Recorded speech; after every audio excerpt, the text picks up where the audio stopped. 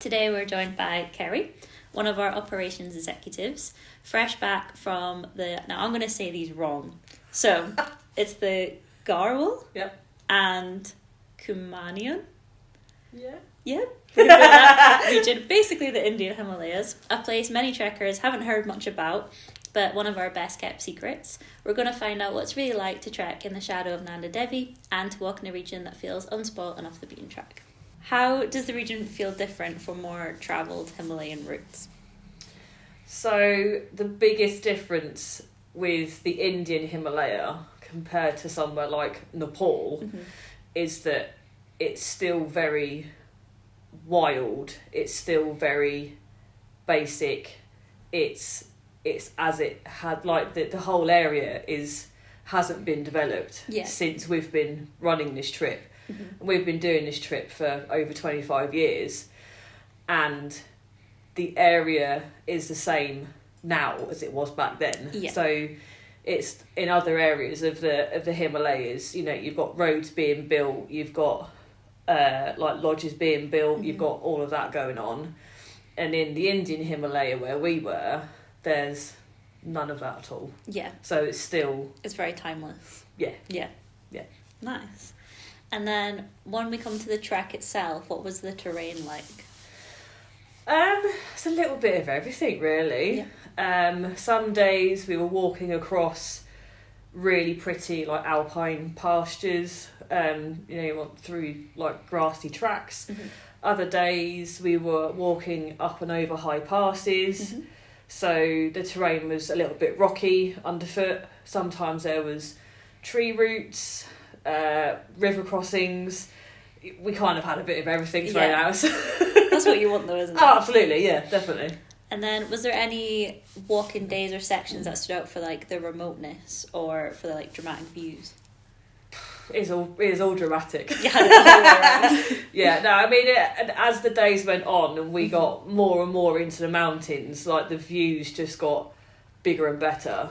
So it's all very remote and it's all very wild, but the further you go in and the higher you get, obviously the views just open out. And there was one particular day where you have like an excursion from the camp we were at, and you go up onto a ridge that's about just under 4,000 metres high, and you've got like Nanda Devi to the left, and you got Panchchuli on the right, and you're just like, I don't know where to look. Because there's too much.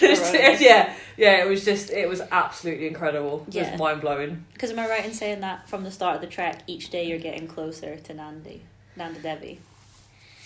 Or like that's the trek towards it. Yeah, you kind of go past it. And then you come back around. So you can see it, but not every day. One of the big draws is the proximity to Nanda Devi. Spiritually and visually significant mountain. What was it like to witness it yourself?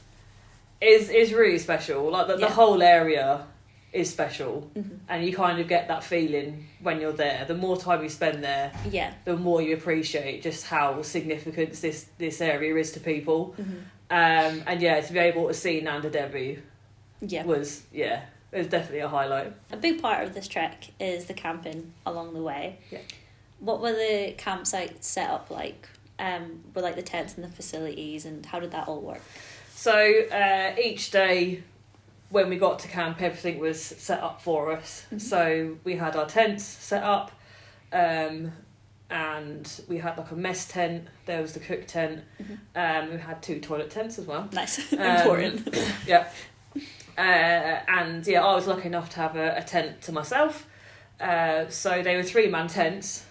So in terms of space, even if you're, sharing with someone, there's plenty of room for you and your bags. And they have like I don't know how you describe it, like a foam like layer that goes in a tent, and then you have like a thicker mattress that's provided that you then obviously sleep on. I did take a thermarest as well, because I'm old. Old bones, just for a bit of extra comfort and a bit of extra warmth, but it's all set up there for you. Your bags are there, so you just go and pick up your bag and take it to your tent. And then the camp team would come round with a bowl of hot water for you. Nice. So you could have a wash. Good. And then we'd have, in the afternoon, after we'd had a wash and that, we'd have tea and biscuits. Nice. Tea and biscuits at 4. Yeah, classic, that's what you want. Absolutely. And then, our evening meal. And then in the morning, the boys would come round again with another bowl of hot water and a cup of tea. Nice. Which is quite nice to wake up to. Yeah, you don't get that at home, so... Well, no, I was definitely looked after better on this trip. I have to do everything myself at home. But yeah, it was great. We were genuinely... We were looked after... so well. Yeah. The Trek team literally could not do enough for us. They wouldn't let us lift a finger. Like, we tried to help. Yeah. And it just ended up descending into chaos. So I was like, do you know what? You've got you've got your routine. You know what we're doing. We're not gonna interfere and get in the way anymore. It was they looked after us so well. It was so good. Nice. And then do you have any tips for first-time trekkers, maybe haven't done this like lengthy camping before and are used to like hotels? Like, what advice would you give them? I think as an introduction to like a camping trip, like a fully serviced camping trip, it's really good because you're not going too high. Yes, okay, you go up to 4,000 metres, but in terms of altitude, it's done very gradually. You're in the Himalayas. The camping is, like I say, full service, so everything's pretty much done for you. So as an introduction to that kind of trip, it's great. Yes, it's a 2-week trip, but once you get into the swing of it, it's great. The days just tick by and you go from A to B, and the simplicity of it all is perfect. But yeah, if you've not done something like that before, I would definitely take earplugs. Yeah. Because there are a few barky dogs around when you go past villages or camp near villages. They obviously have farm dogs and stuff. So yeah, earplugs is pretty good. As I said, I did take a thermarest. Sleeping mat for a bit of extra comfort and a bit of extra warmth. The mats that are provided are good.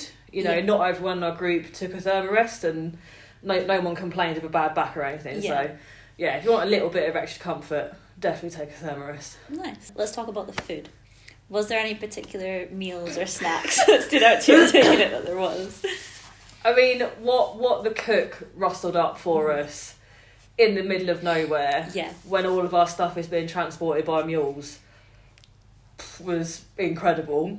It was, I mean, you're eating mostly a vegetarian diet on Trek because, transporting meat might not be ideal. It's not really going to go down too well.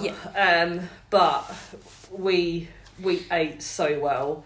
A typical dinner was 3 courses, so we'd have soup to start, and that varied from like tomato soup, vegetable soup. I think we had mushroom soup one night. And then main meal was some kind of carbs, whether that be potatoes, rice, pasta, that kind of thing. Some vegetables, sometimes eggs, but it was absolutely delicious. It was really good. And then for a dessert, we'd generally have fruit. One night we had custard. That was a highlight. Nice. Banana and custard. That's a classic. Absolutely.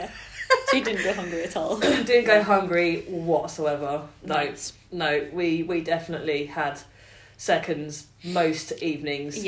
And at breakfast and at lunch, to be fair. Most of us had seconds. Some of us had thirds. Yeah. We've got to be fueled for the walking. Definitely did not go hungry. Yeah, good. And then when we think about this trek, who would you say this kind of trip is perfect for anyone considering going? I think if you have thought about doing a trekking holiday that includes camping, it's brilliant. As we said, I think it's a perfect introduction to a trip like this. If you want to get away from the crowds, it's ideal because once we were on the trip and trekking, we didn't see anybody for 9 days. I feel that's a really rare thing to find, maybe in these sorts of like Himalayan places as well. Yeah. So when people often talk about the Himalayas, people instantly think of Nepal. Yeah. And don't get me wrong, Nepal is fantastic. Mm-hmm. You know, there's a reason why a lot of people go there. But if you're looking for something that's a bit quieter, a bit more off the beaten track, you know, that's just simple. Yeah. Then India's the place to go. This is a perfect one. Yeah. Yeah. Nice. And then I'm going to pick your brains a little bit now. And I know that we've talked about the thermarest, we've talked about earplugs, but was there anything else that you took, even just for the walking or for the enjoyment of the trek as a whole, that you're really glad that you did take? I wish I'd taken a pack of cards. Yeah. Because I forgot to take a pack of cards. And there is a fair bit of downtime on the trip.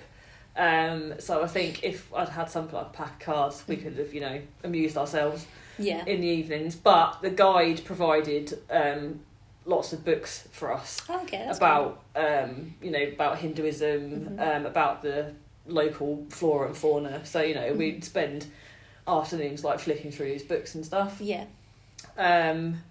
Trekking poles. Again, I think a lot of the time people recommend them, but they don't necessarily think that they're as important. Yeah. But yeah, trekking poles are I would think a must take rather than an optional take. Even if you don't use them all the time, on some of the slightly longer days or like the steeper ascents or descents, they come in really handy. Yeah, and it's like a 2-week trek as well, so I imagine that the days upon days of walking actually does take its toll. Yeah. So yeah, definitely. And then my last thing on the practical side is, given how quiet and remote this route is, what are the logistic likes in getting there? Like, how do you actually get deep into the heart of the Indian Himalayas like this? It takes a fair bit of effort. I'm not gonna lie. The travelling there and back out again takes 2 days. Oh, okay. Yeah. So yeah, you need to be prepared for you know, 6 hours on a train and then another 3 hours in the car. Yeah. And then the following day, even more hours in the car. You're not going particularly fast in the cars. Okay. Because the roads, well, you can't. Yeah, it's you just chaos can't. No. You just can't. But the drive, once you get off the train, the drive through into the mountains is just absolutely stunning. And you're driving through all these little villages. You're driving through past these huge Hindu temples. Yeah. And it's just, it's absolutely magnificent. So you get a little bit of a sightseeing time in the travel time as well. Yeah. So it's, on paper, it looks like it's a lot. And like I said, they are long days. We left our hotel in Delhi at like 5:15 in the morning, and we didn't get to our next accommodation until like 6:30 in the evening. Yeah. You're not travelling for the whole of that time, because we stopped for lunch, we stopped for tea. There's lots of tea drinking on this trip as well, which is good.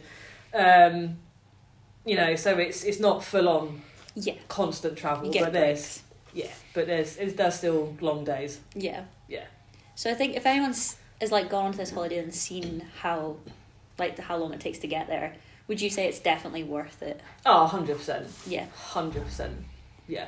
I'm going to throw another question in here, because I think a lot of people might not know that KE holidays allow you to do extensions sometimes, and you did an extension on this holiday. I did. So would you like to talk a little bit about that as well? Well, as I was going to India, and I've never been to India before, I went to the Taj Mahal. Yeah. Because why wouldn't you? You would not to if you're there. Absolutely.